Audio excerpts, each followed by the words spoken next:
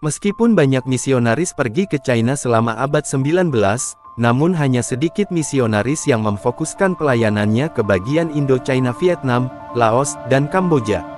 Baru ketika memasuki abad 20, para misionaris Kristen mulai menjalin persatuan untuk memantapkan pelayanan bersama ke negara-negara itu dengan didukung oleh lembaga misi yang sudah cukup dikenal saat itu, The Christian and Missionary Alliance. Pelayanan ini terus berlanjut sampai akhirnya para misionaris dipaksa keluar dari Vietnam pada tahun 1970-an. Indo-China merupakan wilayah yang paling sulit bagi pelayanan misi Kristen. Pada kenyataannya, belum pernah ada misionaris yang melayani di Indo-China yang terbebas dari penganiayaan. Sebagai hasilnya, banyak penduduk di Indo-China yang bekerja di berbagai instansi dapat mendengar dan menerima berita Injil.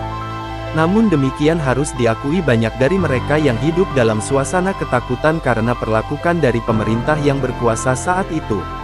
Selama masa kolonial Perancis, kegiatan penginjilan dibatasi. Ketika Jepang berkuasa di sana selama Perang Dunia II, para misionaris yang menolak untuk pergi dikumpulkan dan ditahan dalam kamp tawanan.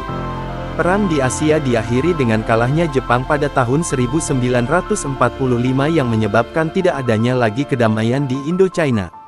Selama 8 tahun, sejak tahun 1946, Ho Chi Minh dan pengikutnya bertempur melawan rezim Perancis yang ada di Vietnam sampai Perancis menarik pasukannya.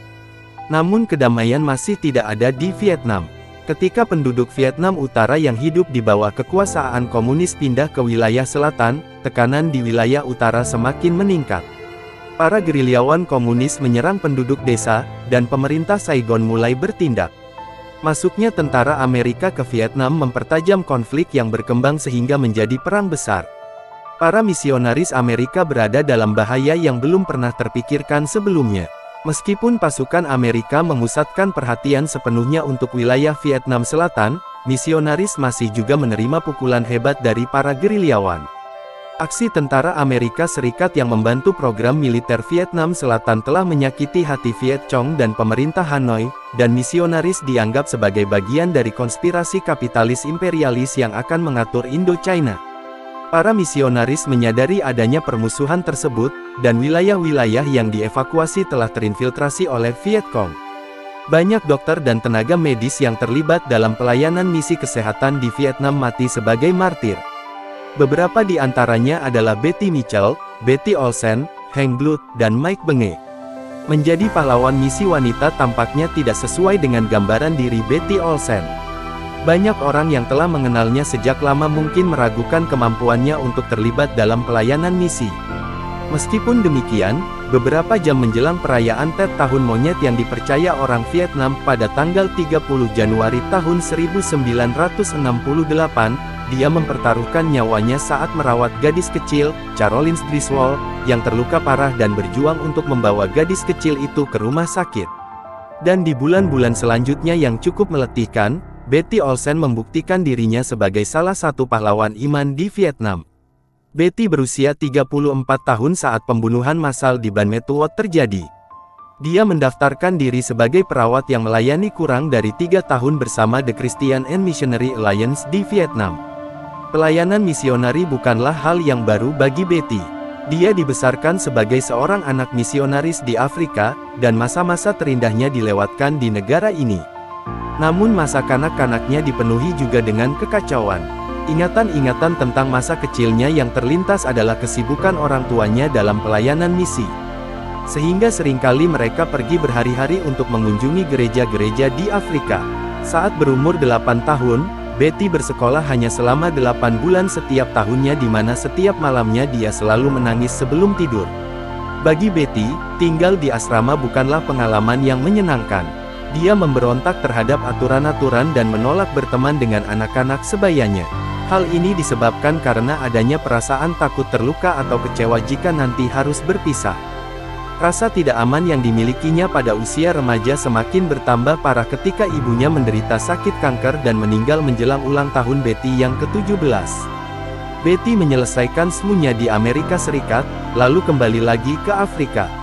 Dia masih bergumul dengan perasaan tidak amannya dan mencari perhatian dari ayahnya. Kemudian dia kembali lagi ke Amerika Serikat untuk mengikuti pelatihan perawat di sebuah rumah sakit di Brooklyn. Setelah itu, Betty mendaftarkan diri ke Nyak Missionary College untuk mempersiapkan karirnya sebagai seorang misionaris. Meskipun demikian, Betty masih belum menemukan sukacita sejati. Setelah lulus kuliah tahun 1962, dia tidak diterima untuk melayani di C&MA, jadi dia memutuskan kembali ke Afrika untuk melayani bersama ayahnya. Karena banyaknya pemberontakan yang terjadi di Afrika dan juga karena dia tidak dapat menyesuaikan diri dengan para misionaris lainnya, maka Betty diminta untuk tidak lagi melayani di tempat itu. Pada usia 29 tahun, Betty menjadi perawat di Chicago dan benar-benar mengalami depresi rohani. Lalu dia bertemu dengan seorang pria muda yang kehidupan rohaninya mengubah hidup Betty. Pemuda ini, Bill Gothard, aktif melayani para pemuda gereja di wilayah Chicago. Betty mensaringkan pergumulannya kepada pemuda ini yang kemudian memberi Betty prinsip-prinsip Alkitab untuk mengatasi pergumulannya tentang hidup kekristenan. Setelah bergumul, Betty akhirnya mengambil keputusan bahkan mempunyai kerinduan untuk melayani Allah dan menjadi wanita lajang. Sementara mengikuti konseling, Betty juga menjadi misionaris yang aktif di Vietnam. Konselornya, Bill Gothard, juga mengembangkan pelayanannya dengan mengadakan sebuah seminar yang dikenal dengan nama Institute in Basic Youth Conflicts. Seminar ini diadakan berdasarkan banyaknya pertanyaan dan pergumulan yang dialami Betty. Di Vietnam, Betty bersama dengan Heng Blut dan Mike Benge ditangkap oleh pasukan Viet Cong. Ketiganya dipaksa berjalan menembus hutan selama 12-14 jam setiap hari. Mereka menderita demam tetapi tidak mendapatkan pengobatan. Betty adalah yang paling sehat di antara ketiga tawanan itu. Kondisi Mike semakin buruk karena penyakit malaria yang dideritanya namun dia bisa bertahan. Sedangkan Heng, selain mengalami perlakuan kasar dari para penangkapnya dan perjalanan panjang menembus hutan, penyakit ginjal yang ia derita semakin memperburuk keadaannya. Setelah mengalami 5 bulan penderitaan, Heng menghembuskan nafas terakhirnya pada pertengahan Juli. Betty dan Mike lambat laun mengalami kekurangan gizi. Kondisi kesehatan Betty menurun drastis. Kedua kakinya sangat sulit untuk dipakai berjalan. Setiap kali dia terjatuh, penangkapnya memukul dia. Dia menangis dan memohon kepada penangkapnya agar membiarkan dia mati di hutan. Namun permohonan itu diabaikan. Kondisinya bertambah buruk dengan penyakit disentri yang dideritanya. Saat Betty berulang tahun yang ke-35, dia mengalami kesakitan yang luar biasa di seluruh tubuhnya sampai tidak bisa berjalan lagi. 2 hari kemudian, Betty meninggal dunia. Setelah kematian Betty, Mike dibawa ke Hanoi Hilton sebagai tempat penahanannya yang kedua. Pada Januari tahun 1973, setelah hampir 5 tahun berada dalam tahanan, Mike dibebaskan. Kemudian dia menceritakan kepada keluarga Betty Olsen dan Heng Blut tentang perjalanan mengerikan yang mereka alami saat berada di hutan Vietnam. Dia mensaringkan bagaimana ketiganya hanya bersandar penuh pada kekuatan Allah. Meskipun kondisi ketiganya tidak terlalu baik, mereka tetap berusaha untuk menguatkan hati orang-orang Kristen lainnya yang juga ditawan. Dalam diri Betty, yang terkenal suka memberontak dan berkata-kata tajam, Mike menjumpai seorang pribadi yang lebih mengutamakan kepentingan orang lain daripada dirinya sendiri. Kasih Kristus yang dimiliki Betty sangat nyata dalam setiap tindakan yang dilakukannya.